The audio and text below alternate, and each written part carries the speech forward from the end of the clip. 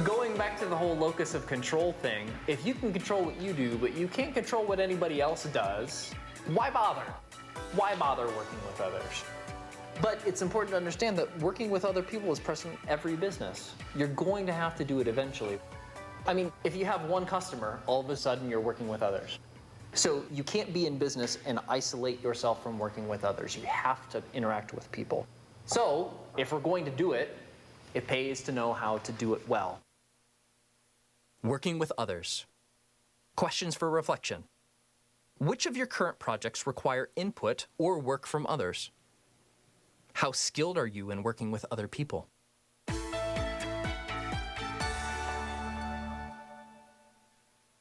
One thing to understand is people use this idea of power. So it helps us understand what power is. And power basically represents your ability to get things done through other people. The more power you have, the more things you can do. And it's also important to understand that power usually in discussions carries a moral connotation with it. Either power is a really good thing or power is a really not so good thing. So it's important to understand that all human relationships in some way, shape, or form are based on power, but there are two different kinds of power that we're dealing with. The first is influence. So influence is the ability to encourage someone to do what you suggest. If you make a suggestion and that person pays attention to you and that person actually does what you suggest, there's a power relationship happening. You are influencing that other person. It's a really good thing. On the other hand, the other aspect of power is compulsion. And compulsion is the ability to force someone to do what you command. So think of the classic movie Office Space, where the boss comes by and says, yeah, I'm going to need you to work this weekend. That's compulsion, right? You don't have a choice. I am going to force you to do something that you don't want to do. Now, in the short term, compulsion can be effective at getting a short-term task done. On a limited sense, you may be able to compel someone to do something they otherwise wouldn't do. But over time, people don't tend to like compulsion very much. And if it is used often enough, the power dissipates completely, right? It's like, I quit. You can't tell me what to do anymore. Or I'm going to stop listening to you, or I'm going to stop paying attention to you because I have other options. So in the short term, compulsion can produce a result. Over the long term, influence can produce larger results in a more sustainable way. So think of a company like Apple, which up until recently was an organization that, if you look at the structure, all roads lead to the founder, Steve Jobs. The entire corporate structure was effectively built to magnify the opinions and the capabilities of a single individual. There's actually a biography of Steve, the official biography. And in that, there will be stories of Steve Jobs compelling his employees to do something they don't want to do. He did that. But he also, and what he did most of the time, is influence the people he worked with and the people around him and his suppliers and his customers to want what he wanted or to do what he wanted, because there was something valuable in that for them too. So it's not an either-or thing. You can actually use elements of both. As a general rule of thumb, influence is more successful and more sustainable over the long term than compulsion. In an emergency, or in some situations where a decision must be made, it must be made by a single person and it must be executed on. So take, for example, like military applications. Sometimes somebody needs to make a decision and everybody just needs to fall in line and get things done. And that can look like compulsion. It's much better if the folks who have to fall in line respect the person who is making the decision, because then more people will actually do what is suggested. So they coexist. All human relationships have elements of either one of these two. Influence, fortunately, I think most of us would agree, is far more prevalent. And it's more sustainable. It gets things done over a longer period of time. Power. Questions for reflection. How much power do you have right now? Do you typically rely on influence or compulsion to get what you want?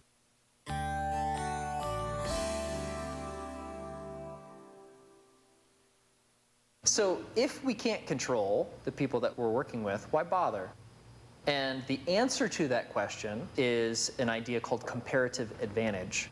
which was actually, I think this was formulated first by a 18th century British economist, David Ricardo. This is called Ricardo's Law of Comparative Advantage, which comparative advantage means it's better to capitalize on your strengths, do what you're good at, than focus on your weaknesses. This is an economic idea first. And the way that David Ricardo formulated it was a hypothetical problem. Say you have two countries, Britain and Spain. Britain and Spain need two goods, wool and wine. Is it better for Britain and Spain to each produce their own wool and wine, or, because Britain is better at producing wool, for them to focus on producing the wool, and Spain to focus on producing the wine, and then to trade with each other to get what they want? And without doing all the math, what Ricardo proved is that it is better for each country to do what they're best at and trade with the other country, because both countries get more of what they want with less effort. Now, businesses work the same way. So it is better for the people in a business and businesses trading with each other to each focus on what they're good at, instead of trying to do all things at all times to be entirely self-sustaining. So Tim uses computers to produce graphics and web page designs, and uses telephones to talk to authors and all of those things. Tim should not be trying to make his own computers or making his own telephone system, right? Completely inefficient use of time. Yes, much better for Tim to do what he does best, make some money, and then pay a company like Apple or a company like Dell a couple $1,000s to get a fully formed computer that he can then use, right? So comparative advantage is the reason to work with each other, to work with other companies. Because if we just focus on what we're best at, we get more done, and we can trade with other people to get all the things that we need in addition. Now, there's been a ton of work over the past several decades about the value of diversity in an organization. Comparative advantage is the reason that diversity is valuable in an organization. Because if everybody has the same strengths or the same skills, you don't have comparative advantage working for you. Because you need a whole bunch of different people who are good at different things that can all work together to produce the intended result, instead of everybody trying to do everything all at once. So self-reliance is important because it improves your flexibility and it improves your knowledge. But it's harmful when it's taken to the extreme. There are some things that you shouldn't be doing for yourself. So by bringing in someone who can do it better than you can, you'll get more done and it'll be a lot less work for everybody. Now, I advocate self-education. So being self-sufficient, being flexible, learning a lot of things seems to go against comparative advantage, right? So you're trying to learn a lot about a lot. There's a trade-off there. And the benefit of doing that is, let's say you have need of a programmer. If you don't know anything about programming, it's going to be difficult for you to find someone who is actually skilled at what you do. So Dan, you were telling a story earlier about one of your clients that needed a website. Yes. And they spent how much on this website? $100,000. And is that typical? No. I actually, like, when you start talking about websites and costs, I mean, you talk about your Amazons that generate so much, but just to have like a billboard up, that's... Yeah. Why did the client spend $100,000 on a website? Most likely because they didn't know any different. Yeah. So they should focus on building their nonprofit, right? They shouldn't be coding their own websites, because that's not what they do. But if that organization had a person who knew at least a little bit about what that involves, the final invoice probably wouldn't have been $100,000. And right? the person would have paid for themselves. And the person would have paid for themselves. So that is the benefit of learning a little about a lot, is it gives you more of an opportunity to really take a look and know what to look for when you are trying to hire a designer or hire a programmer or hire an employee. It makes it much easier to see what is skill and what is standard and what is good or not. Comparative advantage. Questions for reflection. What do you typically do better than others? How can you spend more of your time doing the things you're best at doing and less time doing things that others can do better than you?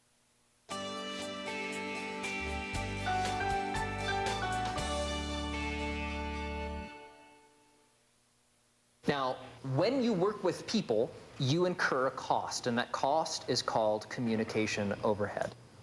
And communication overhead is the proportion of time you spend communicating with your team instead of getting things done. So those of you who have worked in large organizations know how common it is to spend all day, every day, going from one meeting to another. And that's because the more people you're trying to coordinate, the more time you have to spend out of your day making sure that communication and coordination happens just to be able to get anything done. So when you add people to an organization, the percentage of time each person in that organization has to spend communicating goes up and up and up. It's a geometric relationship. So if you're just working by yourself, you don't have to communicate with anybody, right? It's in your head. You figure out what to do. You just do it. No meetings necessary.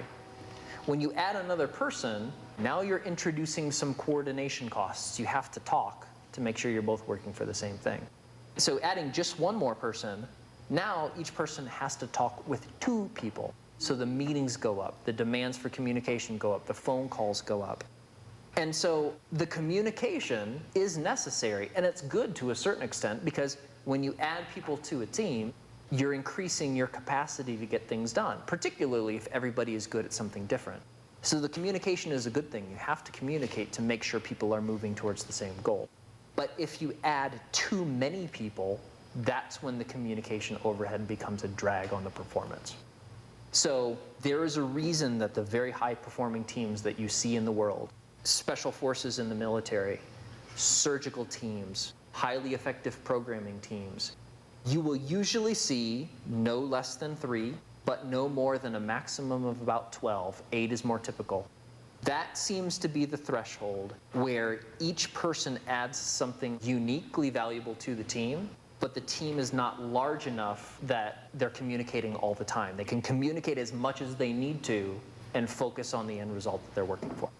So communication overhead is the reason you should keep your teams, if you have them, make them small, give them a very clearly defined purpose, and make them as autonomous from other teams as you possibly can make them. And if you can, they'll get a whole lot of work done in a very short period of time. It's the reason why a lot of research and development departments, even in very large companies, they'll kind of have a skunkworks operation that's in a different building that's way off on the side. They don't talk to anybody else. It's a very small team of people who do lots of different things, and they get a lot of very important research done. And it's because they don't have the communication overhead maybe everybody else does. Communication overhead. Questions for reflection. How much of your team's time is spent communicating with each other versus making progress toward the goal? How can you reduce communication overhead while keeping everyone on the same page? Could you feasibly reduce the size of the active team to decrease communication overhead?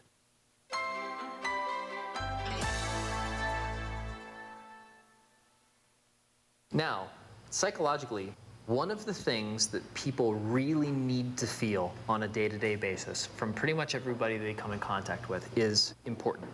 Everyone wants and needs to feel important. And the more important you as an individual make people feel, the more they're going to like you, the more they're going to trust you, and the more they're going to respect you. So, business classic that came out several decades ago, How to Win Friends and Influence People. The very first lesson of that book is make people feel important. Because if you make them feel important, the more interest you show in their lives, the more you pay attention to what's important to them and talk to them in those terms, the more important you make people feel. And on the inverse, the quickest way to alienate a person is to make them feel like they don't matter, that they're not important. And so making someone feel important is not difficult. This is not rocket science. It's mostly a matter of listening and showing interest and asking people questions and valuing that person as an individual with a perspective. All it takes is attention and effort. That's it. But it is surprisingly rare for people to actually do that in practice, because we're all busy. We all have things that we need to do. We are all feeling overwhelmed to a greater or lesser extent, so it's easy to forget. So taking a little time whenever you're interacting with someone, have you ever heard the adage that you can tell the quality of a person by the way they treat their waiter? Mm-hmm. It really is true. So even in something as transactional as going to a restaurant, treating the people you are dealing with as if they are important is the very best way to influence them more strongly than you would otherwise. Importance. Questions for reflection. In your daily interactions with others, do you make an effort to make them feel important and valued? How can you remember to treat others as important, regardless of status or position?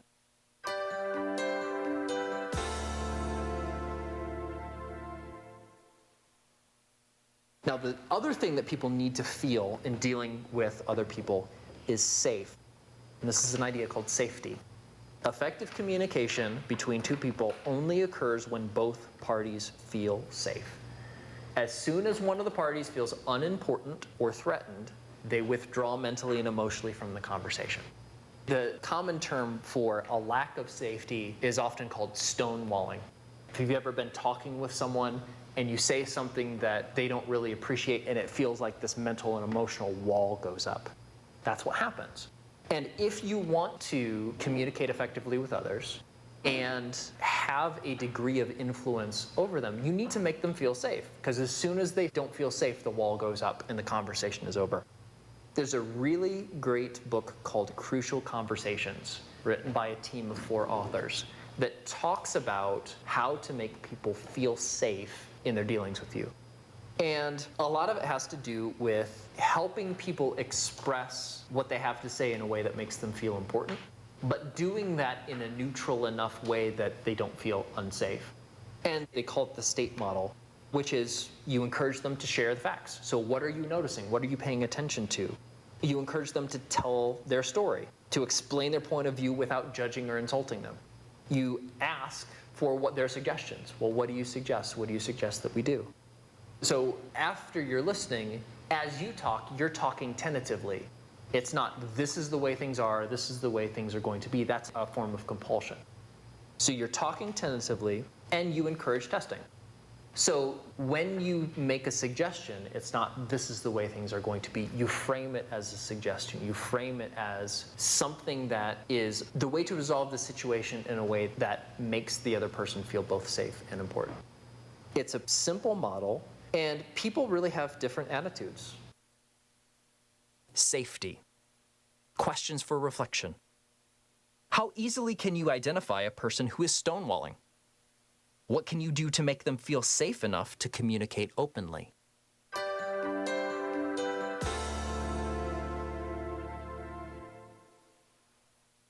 There are always going to be disagreements between people who are working on anything even remotely important. It's going to happen. So as long as you proceed with the conversation in a way that makes them feel important and makes them feel safe, you'll be able to communicate far more effectively and you'll get more done in less time. The way to do that is, this is a set of ideas I call the golden trifecta, which is my personal 3-word summary of how to win friends and influence people. And the golden trifecta is basically a technique that helps you make people feel important and safe. And the golden trifecta is appreciation, courtesy, and respect. So appreciation is just expressing your gratitude for what others are doing for you, even if it's not perfect or if it's not quite right. So a lot of people have the experience of doing something for somebody else and it not being just right, and all of a sudden the other person blows up and it's a really big deal, and that person no longer feels important or safe. So appreciation just means remembering to express your gratitude for what the other person is doing, even if there are things that could be improved, or even if there are things that could be changed. The second is courtesy, which is basically simple politeness. The best definition of courtesy that I've ever heard is accepting small inconveniences on behalf of another person. So, for example, opening the door for someone else is a small inconvenience to you, but makes the other person feel important and makes the other person feel safe. And so those very small courteous actions, they accumulate, just like a lot of other small positive actions, right? The more you do this, the more people tend to feel important and feel safe around you. And the third is respect, which is honoring the other person's status. So when you are respectful towards a person in their position, in their knowledge, in their experience, and when you're asking questions, phrasing those in respectful terms, or when you're providing a suggestion, doing that in respectful terms, really goes a long way. And as we were talking about in interactions with someone like a waiter, this is not something you do just for the people who are really important in your life or really critical in your life. This is something that you practice in every single interaction that you go with another person every single day. And as Dale Carnegie talks about in How to Win Friends and Influence People, when you practice it enough, it becomes second nature. It's just a habit. And when it becomes a habit, you start getting a lot better results and spending a lot less energy fighting against people. The golden trifecta. Questions for reflection. How often do you treat people with appreciation, courtesy, and respect? How can you remember to use the golden trifecta in all interactions with others?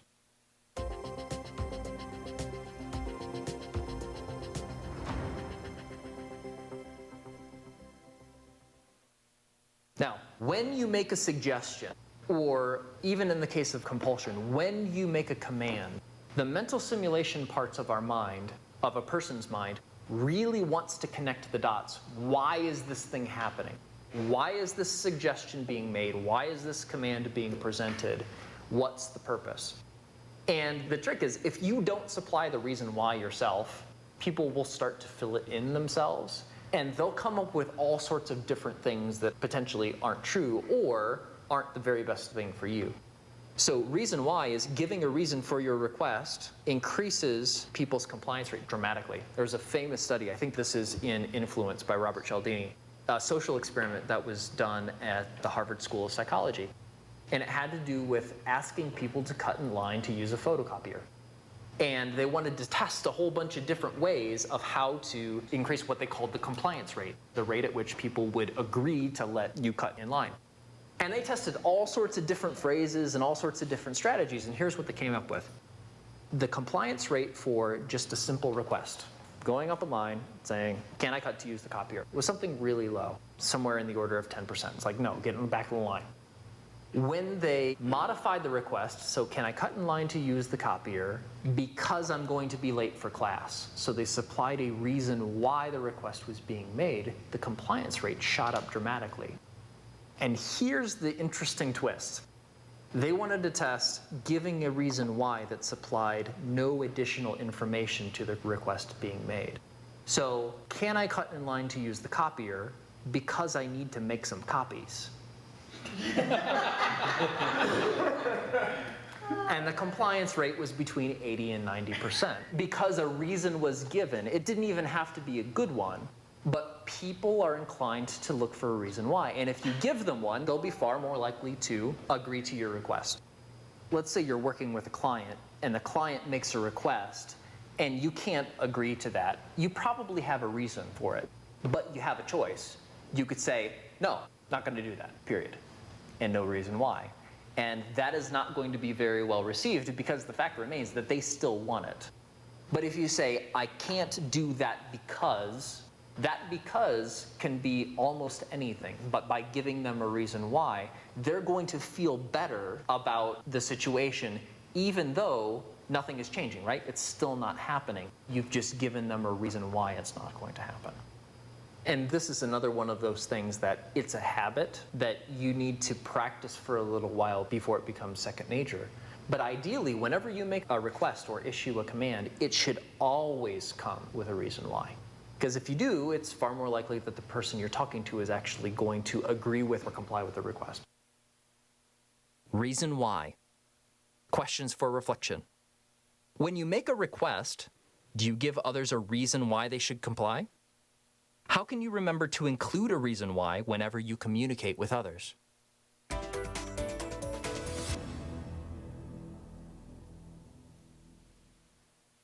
Now, there's a related idea to this, which is called commander's intent. And commander's intent is a concept that actually originated in the military to solve a very pragmatic problem of the battlefield, which is micromanagement. So let's say there's a battle going on. The commander tells a certain platoon that they need to take this hill over here. The sergeant of that platoon says, okay, I'm going to go do that. And let's say something on the battlefield changes, right? Like an enemy tank is now sitting at the top of this battlefield and taking it would now be suicide, not a great idea. If the commander is micromanaging, that sergeant has to come back to the commander and say, hey, the situation changed. what should I do now? And a command has to be issued again. So every time something changes, you're going back to the boss and saying, hey boss, what do I do? Now you multiply that across all sorts of different divisions, and imagine the general at the top of that. It's like the general is just going to be issuing commands over and over and over again, and that's really cumbersome and that's really slow. So commander's intent was a technique that was designed to overcome that limitation. And the technique relies on when a command is given or a suggestion is made, the reason why, the intent behind the command or decision is given along with the command or decision. So I need you to take this hill because that's going to provide a staging point for our forces to go do something else. So when the sergeant gets to the hill and there's a tank positioned on top of it, but the sergeant knows that the end objective is to do this other thing, the sergeant can then look around the battlefield and find other ways to do the reason behind the command in the first place. And they can do that quickly without going back to the commander for another order. So this is one of the things, if you are a leader of any size organization whatsoever, giving the intent behind what it is you're trying to do will always increase the effectiveness of the people who are working for you. There's a quote from General Patton. He said, never tell people how to do things, tell people what to do, and they will surprise you with their ingenuity. It's true. Tell people what it is you suggest and why you're suggesting it to them. And when they're out there doing it, they may find a way to do it much better than you know how to do it, and they'll just do it because they know what your intent is behind the decision. So this is a way of, we talked about communication overhead, this is a way of overcoming communication overhead. So by giving the intent behind the order or behind the suggestion, you're really reducing the total amount of communication that has to happen to get the end result. When it did take 2 weeks to send a message, you had to be really careful about this stuff. I think now nothing fundamentally has changed because a message sent is not a message received and a message understood, right? You can send emails or text messages all day long, but just because you send the message doesn't mean that the person receiving it is going to understand the intent and act upon that intent clearly. Commander's intent. Questions for reflection. Do you communicate the intent behind your actions alongside your plans? What information can you provide the people you're working with that will help them do their work more effectively without additional direction from you?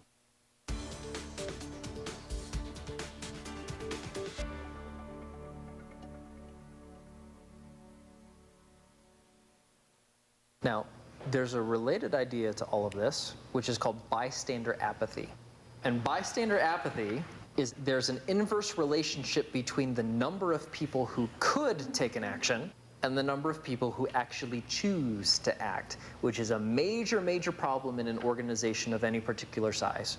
So bystander apathy explains why groups like committees never get anything done. It's because you can talk about the idea all day, and if you're sitting with a room with 20 people who could act upon it, unless somebody steps up and says, yes, I am taking responsibility for this thing happening, committees are often where ideas go to die. Yeah. Because of bystander apathy. And the best way to eliminate bystander apathy, particularly when it comes to very tactical things like project management, is to make sure every task that needs to be done has one and only one person who is responsible for ensuring that it gets done. Growing up, I was very active in the Boy Scouts. And one of the things that the Boy Scouts do is first aid and emergency management training. And one of the first things that they teach you in first aid is if there is a medical emergency, A, you are the person who steps up and takes control of the situation or responsibility for the situation, and you maintain that until you are relieved by a medical doctor or a trained emergency medical thing. So you assume the responsibility first. Second, if you are delegating a task that needs to be done, so for example, you need someone to call 911, you don't just scream, someone call 911, right? Because even if there are a lot of people nearby, the more people who are nearby, the less likely it is that anybody's going to call 911 because everybody else assumes somebody else has already done it, right? So what you do is you look up, you find one person, you lock eyes with them, you point at them and say, you call 911. So there's no ambiguity. One task, one person who's responsible, and the compliance rate for that goes way, way up. So bystander apathy is really important, particularly when you're working with teams.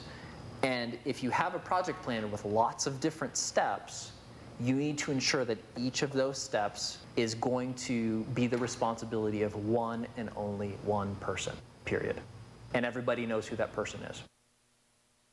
Bystander apathy. Questions for reflection. Does each task in your project have an individual owner? Is it absolutely clear who's responsible for what and when it needs to be done?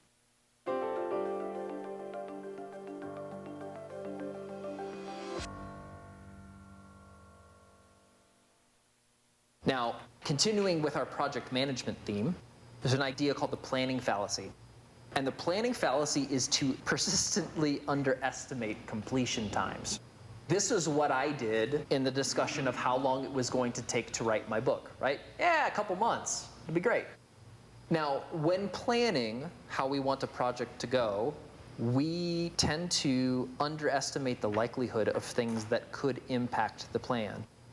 So I included a great quote by Douglas Hofstadter. Hofstadter's law is it always takes longer than you expect, even when you take into account Hofstadter's law. It's true. Because when we're planning a project, we're imagining everything going really well. And sometimes there's an effort to build a little bit of slack time into the project to account for unforeseen things. But life has a way of surprising us. Very few project plans include a line item for project manager contracts mononucleosis out for a month. Doesn't happen. But if it happens, it's going to push the project back, right? So it's appropriate to include some slack time in your project plan to account for some of the things that can and probably will go wrong. However, what happens when you include too much slack time in a project and Parkinson's law happens? Let's say you work for a company, you're developing a plan, and you take it to your manager, and it includes 6 months of slack time for unforeseen occurrences. They say, that's dumb. It's like, well, you're building in 6 months of slack time.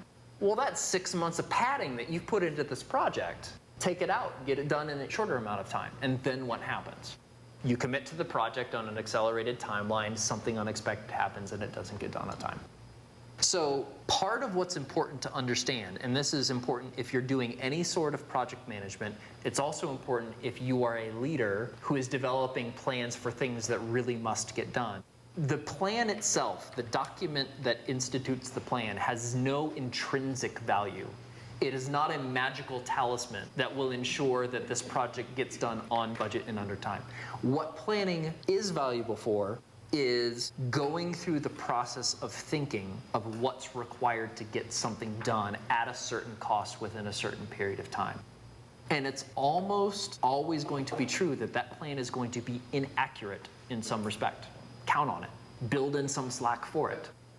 And so much of what we perceive as the bureaucracy in working in large organizations is going back to locus of control. The leaders at the top of those organizations, in reality, have next to no direct control of how the projects they are working on will go. It's all influence and a certain amount of compulsion. And realizing that is a profoundly uncomfortable place for most people. So in an effort to feel more under control, developing things like extremely strict project schedules becomes that magical talisman that I can hold on to feel really good that this thing is going to be done. And the act of doing that, paradoxically, makes it far harder for the people who are doing the work to get the work done on time and under budget. The planning process, I want to underscore, the planning process in and of itself is very, very helpful because it helps you think through what's necessary.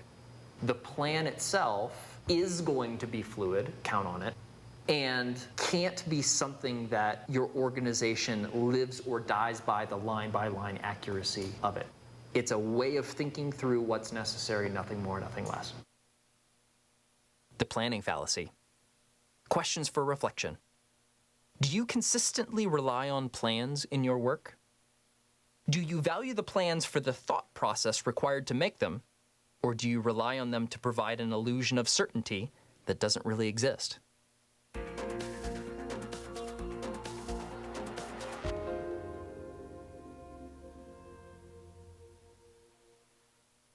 Referrals, remember we were talking about in the sales process trust, and trust being a critical component of making a transaction go through. If someone doesn't trust you, they will never buy from you.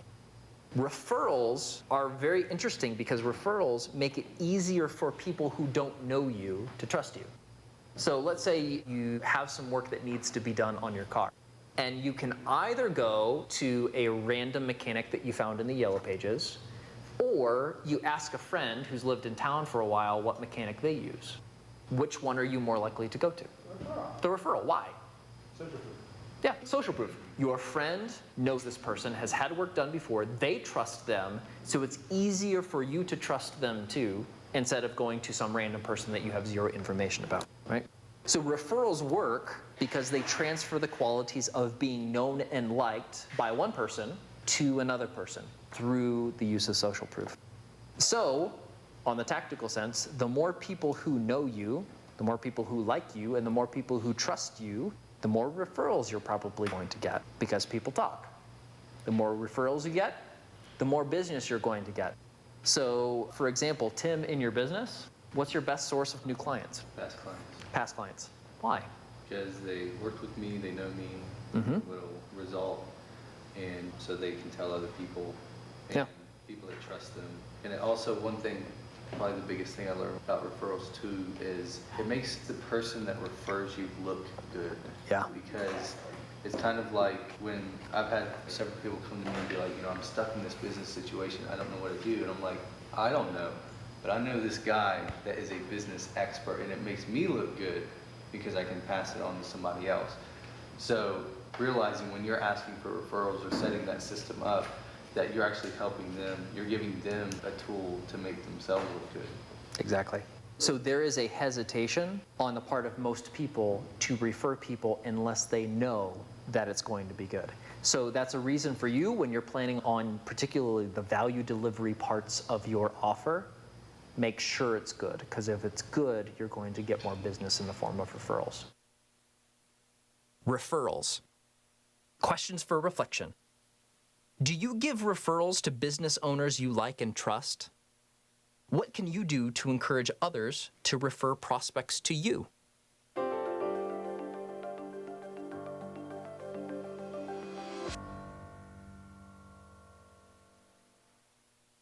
Now, clanning is the process through which humans naturally tend to form distinct groups. Happens very easily, happens automatically. Because identifying ourselves as part of a group, as having an identity of X, is something that comes very naturally to us. So you look out into the world and look at important issues, events, political positions, pretty much anything that people can disagree about. There are self-forming groups that pop up on every single side of that issue. And people who agree with our positions on those issues become our people, and we attach a label to that. And people who disagree become those other guys, and we attach a position to that. And there was a famous, now would be a completely illegal psychological study around clanning that was done called the Robbers Cove experiment. I think it was a summer camp in Tennessee. And they wanted to study just how prevalent this effect is. So here's what they did. They recruited a group of, I believe it was 12-year-old boys, and they recruited the group to be as similar as possible to each other. Same backgrounds, same experiences, same measures in terms of all sorts of intelligence scales and social scales and everything that they could assess. They tried to pick basically a group of identical boys of the same age. They split that group into two groups, and they put them on opposite sides of the camp. Now, the intent was to let the groups kind of gel a little bit, and then at some point, introduce the groups to each other, and just sit back and see what happens. So basically what it evolved into was Lord of the Flies in a very scarily fast timeline. So what actually happened was the groups found each other accidentally. And instead of being the only group in the camp, now there was a competing group that was not them.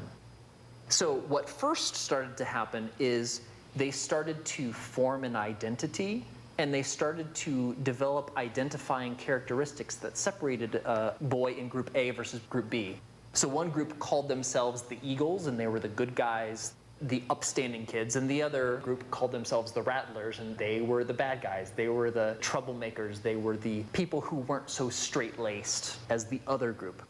Happened instantaneously. They made flags, basically evolved into two gangs, including, and as the experiment escalated on a number of days, raids on the other boys' camp, fist fights and food fights when both groups were brought together to have a common meal. The psychologists in the experiment had to stop the experiment prematurely because they were afraid that one of the boys was going to seriously hurt or kill another. And what happened is they moved to the next phase of the experiment, where there were some situations that required the groups to cooperate in order to solve the problem. And what ended up happening, if I'm remembering the research right, is the out group became the camp counselors. So things that involved the boys having to get together to solve a common problem, where the camp counselors, being the other group, just couldn't do it, was how the groups kind of coalesced again. But what the Robbers Cove experiment really illustrated is that this clanning process, forming group affiliations, occurs really, really fast. And it happens instantaneously.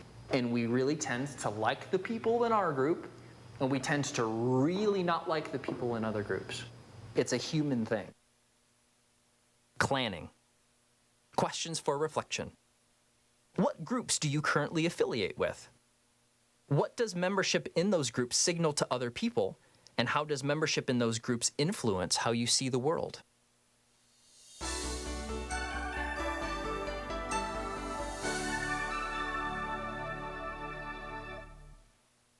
Now, this leads to a related idea, which is called convergence and divergence. And convergence is the tendency of group members to become more alike over time. You've heard in business the term company culture. Company culture is the convergence thing. So for the longest time, if you worked at IBM, there was a particular personality, a particular way of talking, a particular way of dress, a particular way of presenting that identified someone as an IBMer. In the same way, if you worked at IBM and you didn't talk like an IBMer, you didn't dress like an IBMer, you didn't do the things that an IBMer does, the members of that group would kind of police that rogue individual to kind of step back into line. Do more of this thing, or you probably shouldn't be part of this group. The opposite actually happens with competing groups. So groups tend to diverge in characteristics from other groups that are trying to do the same thing. So, just a random guess, but there are a set of characteristics that are roughly in common for people who work at Dell, and there are a set of characteristics for people who tend to work at Apple. And over time, those two groups of people are not going to become more alike. They're going to become less alike over time. That happens absolutely naturally. So here's the trick. If we know that, we can use it to our advantage. So you're talking earlier about entrepreneurs have a set of characteristics that are very attractive to you, right? And so by hanging out with more entrepreneurs, convergence is working in your favor. You're going to start affiliating more with that group simply by spending more time with them. Opposite thing, let's say you want to do something like quit drinking or quit smoking. Spending time with people who are drinking and smoking is not going to lead you to quit those behaviors. It's going to reinforce them. So a lot of times, the things that we want to change in our life may be characteristics of a social group that we are a part of. So part of the structural determination, the guiding structure that we put around ourselves, how we change our environment, may be changing the amount of time we spend with certain individuals or groups of individuals. Because if we spend more of our time with people we want to be like, and we spend less of our time with people we don't want to be like, the more we will naturally converge to the behaviors and attitudes of the folks we want to be. And this gets into what can be some very difficult, very emotional decisions about who you spend time with and what your end goal is. So If, let's say, take the example of wanting to quit drinking or wanting to quit smoking, if you really enjoy the company of a lot of folks and that is the primary activity, spending time in that context is not helping you get to what you want. But changing the environment to get more of what you want may be really difficult because you may not be spending as much time with those folks, and that can be a hard decision, but it's an important one. And it's always a personal decision on who to spend time with and who not to. The real point here is be very aware. I think this is something that Jim Rohn said several decades ago. You become essentially the average of the 5 people you spend the most time with. You become who you hang out with in a very real sense. And convergence and divergence is why. Convergence and divergence. Questions for reflection. Who are you currently spending time with? Knowing that who you spend time with influences how you think and act, do you want to spend more or less time with them? How can you spend more time with the people you want to emulate?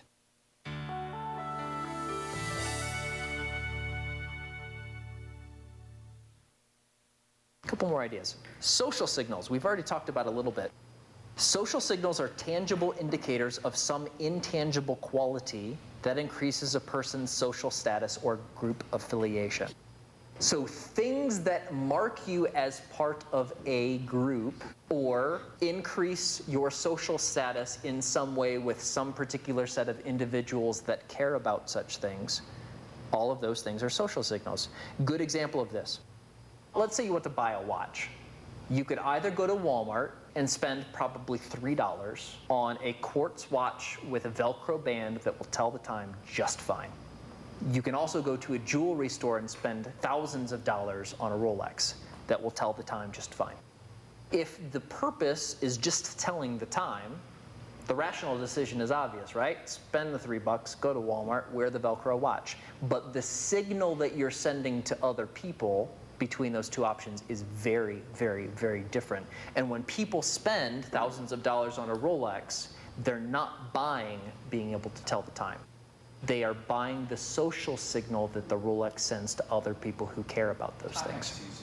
The same thing happens with things like wearing sports jerseys, for example. And if you think of it, for a sports team, the owner changes every couple years. The players change every couple years. So every couple years, you have a completely new team. And yet you have people who have been rooting for the same team since they were little kids, sometimes for decades. And they wear sports jerseys that by almost any other modern aesthetic are really ugly. So wearing the jersey, it's not because it is in and of itself a pretty thing. It's a statement of affiliation with a group that is important.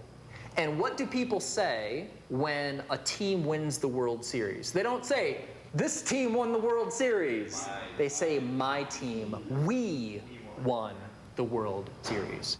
And that's where thinking about social signals connects with developing offers, like we were talking about in value creation and marketing and selling, right? Who are your people? Where do your people hang out? What do they look for? And how can you help them understand that this is something that they are going to be interested in? That's the tactical use of it. The other part is, on a personal level, I don't remember the gentleman who said it, but it was in a talk on conspicuous consumption in TED. We're spending money we have on things we don't need to impress people we don't care about. So part of it is this desire to send social signals is really, really, really strong. And it can cause us to do things or to value things that if we step back and think about it, we actually really don't value all that much. But we're spending huge amounts of time and huge amounts of energy and huge amounts of money sending these signals when really they're not the signals that we even really care about. So one of the ways that I have personally simplified my life is I tend to wear a shirt that is a pretty plain color. I have one company that I buy them from. I know how much they cost. And when I buy them, I buy 5 or 6 different colors of the same shirt, and I wear one every day. Because in terms of logos and brands and all of that, it's social signaling that I really don't care about. I don't need to spend 2 or 3 times more money buying a shirt that has a logo on it when I can put it on and achieve the result I value, which is being clothed. That's pretty much it. And comfortable. So looking at the signals that you have been sending and really asking that question, do I really care about this much? Or is there something that will fulfill the same need that I can spend less time and energy and start doing more of the things that I actually do care about? Social signals. Questions for reflection. How much time do you spend watching what other people are doing? Are your current priorities focused on achieving goals that are personally meaningful or impressing others?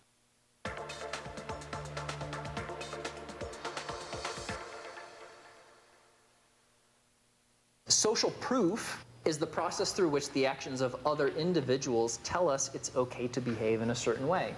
So the old adage, when in Rome, do what the Romans do, is an example of social proof. And if you're in a new situation, you have very little information, you haven't really consolidated a lot of the patterns around something, seeing what other people are doing is probably a pretty safe bet.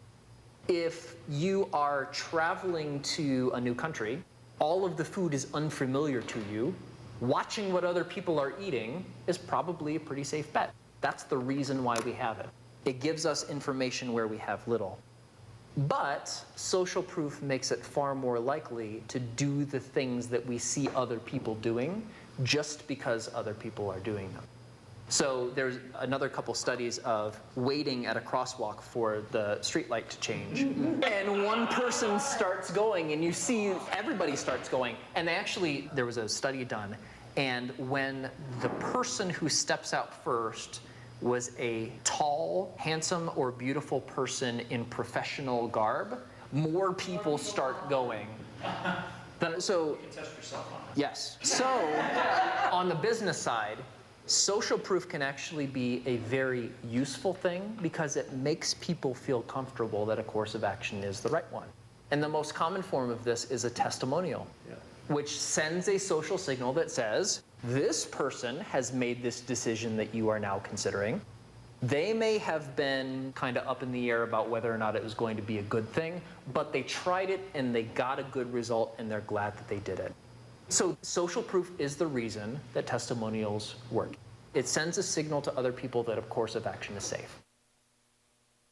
Social proof. Questions for reflection. What could you do to show your prospects proof that other people had a good experience doing business with you? How can you send social signals that it's safe to buy?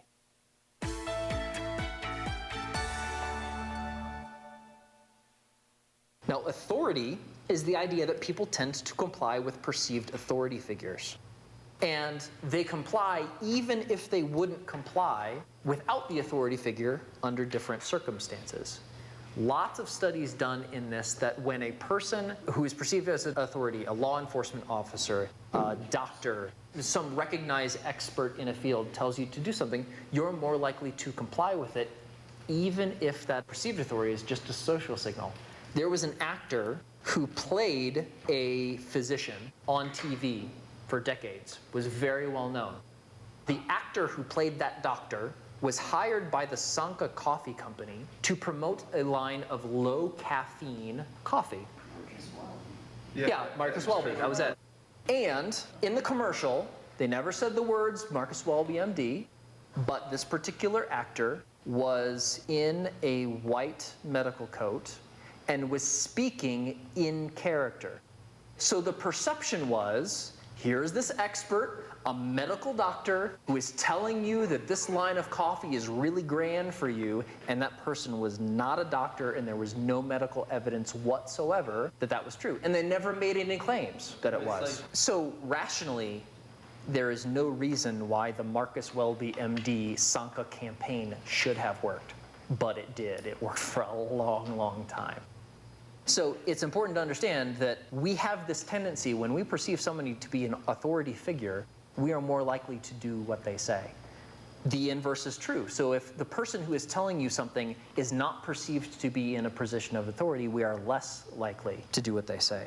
So doing things like we were talking about earlier, developing a reputation in your area confers some of the benefits of authority when you make a suggestion.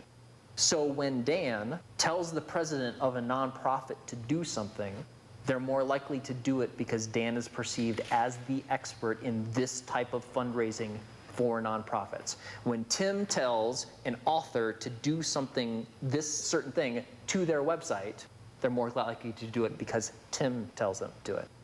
So there are some benefits to developing some authority in your area. People are more likely to listen to you. Authority. Questions for reflection. What authority figures do you pay attention to on a regular basis? Is their influence helping or harming you? How can you develop authority in areas related to your business?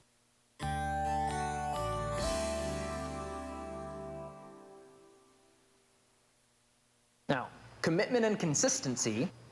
Commitments are a way of binding people together. So encouraging them to say, yes, I am going to do this thing. And by making a promise, people are more likely to be consistent with that promise later on. Because people don't like the feeling of being an oath breaker. Someone who goes back on their word. And this is actually a funny story. The university that Kelsey and I attended a couple years ago, somebody from the university called Kelsey on the phone, said, hey, we want to know if you would be willing at some point in the future donating to the university. Just calling to see, we're not asking for anything right now. We're just asking you if you would be willing at some point in the future to donate. And Kel said, yeah, I'd be willing at some point in the future to donate. 2 months later, the future arrived. And it arrived in the form of a very official-looking envelope saying, thanks for your commitment to donate to the university. Here is what effectively looked like an invoice for $200. Thank you for supporting. And Kelsey wrote the check. Well, this is probably not the best in terms of people feeling really good about the technique or the approach. But Kelsey felt a responsibility to write the check because she had promised that she was going to write the check at some point in the future. Why they called and asked the question. Exactly. So the old phrase of the getting your foot in the door, that foot in the door is usually a very small yes or a very small commitment.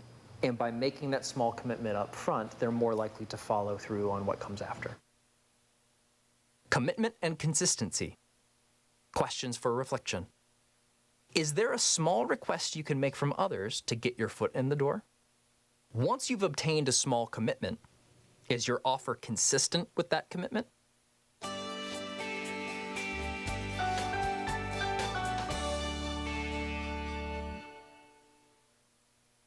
Couple more ideas. Incentive-caused bias is the idea that people with a vested interest in something will tend to guide you in the direction of their interest.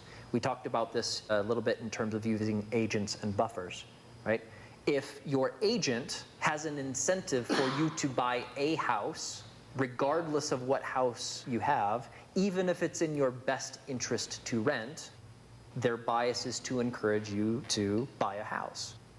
A phrase that Warren Buffett used a couple of years ago is never ask the barber if you need a haircut, because the answer is going to be yes. So incentives influence the way that people act. So if you change the incentive, you change the behavior. One of the reasons we talked about compensating financial planners on a fee instead of on a commission is it changes their incentive. Because they have no incentive to buy and sell a lot of different things to get a commission. Their incentive is to provide the best advice they can because you've already paid for the best advice they have to offer. And incentives are tricky because they interact with our perceptual control systems, all of them. So our conversation earlier about paying overtime, that's an incentive. We're encouraging people to do something, but how people react to that particular incentive depends very much on what people are controlling for at the time that they're thinking about it. So this is another thing that can be used very well as long as you do it cautiously. If you use incentives properly, you can encourage people to do a lot more of what you suggest. But you need to make sure that your interests are aligned with the incentives that you are giving people to act. Because if there's a conflict between the two, people tend to act along the incentives that they're given. Good example of this is if a salesperson for your company is compensated on commission, the commission is paid when a deal is done, regardless of whether that deal is profitable for the company in the future. There's a really great book by Norm Brodsky and Bo Burlingham called The Knack. And in that book, they talk about in one of their companies, they were having this huge problem with salespeople selling all sorts of business that ended up being unprofitable business because they got a commission. So what they told their salespeople is, we are moving you, as of today, to salary-based compensation. And your salary is going to be really high, abnormally high. But that salary is based on your performance in getting profitable deals for our company. So all of a sudden, the company is making more money. They're actually getting more deals done. Those deals are profitable because the incentive structure for the salesperson changed. It's incentive-caused bias. Incentive-caused bias. Questions for reflection. Do you currently have any incentives that may bias your decisions, actions, or behavior? How might incentives alter the behavior or actions of the people you work with?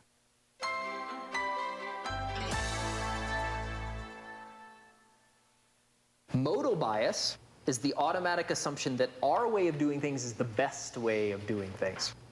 Now, this is a bias. It can shoot us in the foot because sometimes other people have better ways of doing things than our way. So the best way to avoid modal bias is to use inhibition to temporarily suspend your judgment, at least long enough to consider their perspective or consider their opinion.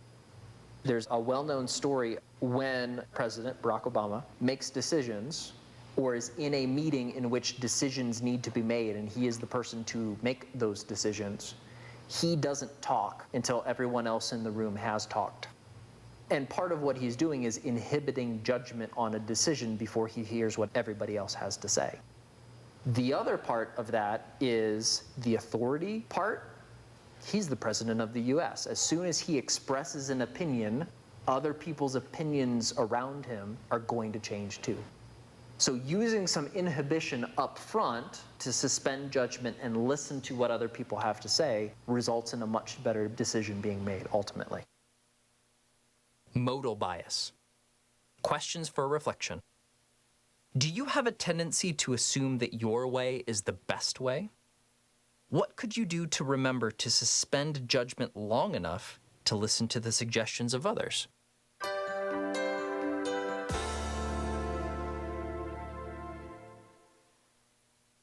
A couple more ideas. The Pygmalion effect explains that people tend to perform up to the level that other people expect of them. So our relationships with other people are usually self-fulfilling prophecies in a way. The Pygmalion effect was discovered actually in studies of the relationships between teachers and the children that they teach. So if a teacher thought that a particular child was quote-unquote gifted, the expectations of that child were high, and lo and behold, that child tended to perform at a relatively high level. If the expectations a teacher had for a child were low, lo and behold, they tended to perform at a very low level. So as a business owner who is working with contractors or employees or other people, and part of your job is to evaluate their performance, there's a really interesting continuum here. The first is that the higher the expectations you have of people, the better they'll tend to perform.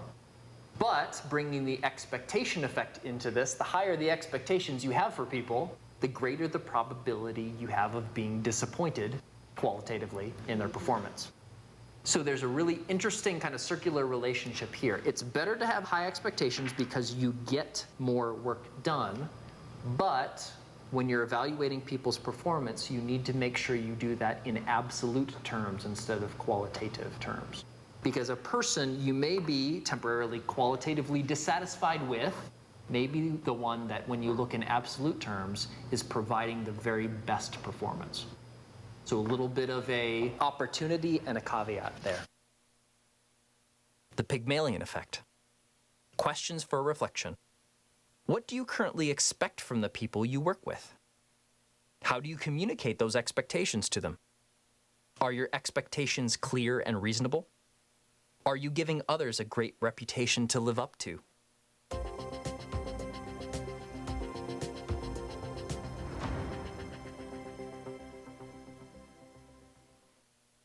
Attribution error says that when other people screw up, we blame it on them. When we screw up, We blame it on that. so when we screw up, we blame the circumstances. So if someone shows up late to work every day, it's because they're a lazy bum. When we show up to work late, it's because the traffic, or we got stuck by a train, or something else happened that caused us to be late. So avoiding the attribution error really helps in keeping things in good terms with the people you work with, right? Everybody has circumstances. And looking at things that don't go as well as possible with other people as a character defect is probably a massive oversimplification. Now, if you see a pattern in things over a long period of time, you can start to make some evaluations on whether something is working for somebody or not. But when in doubt, looking for the circumstances behind behavior is almost always the more accurate description of what's actually going on. Attribution error. Questions for reflection. Do you usually attribute a person's behavior to character or circumstance? How could you make it easier to remind yourself about the possibility of attribution error?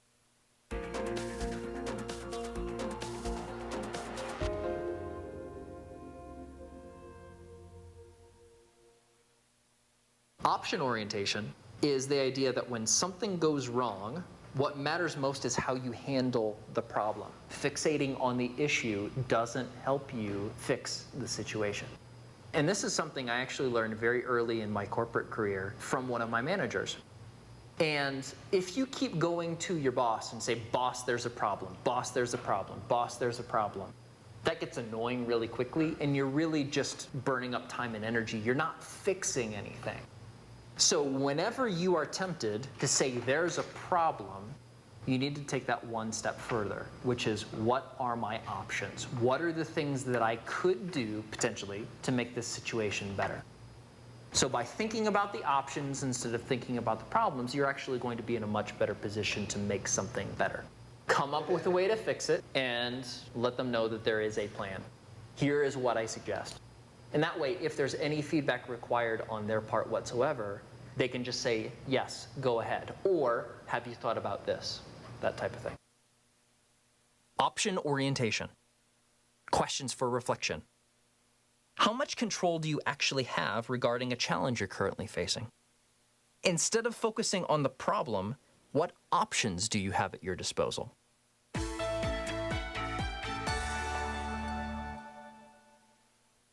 Now, we've talked about a lot of things so far in this course.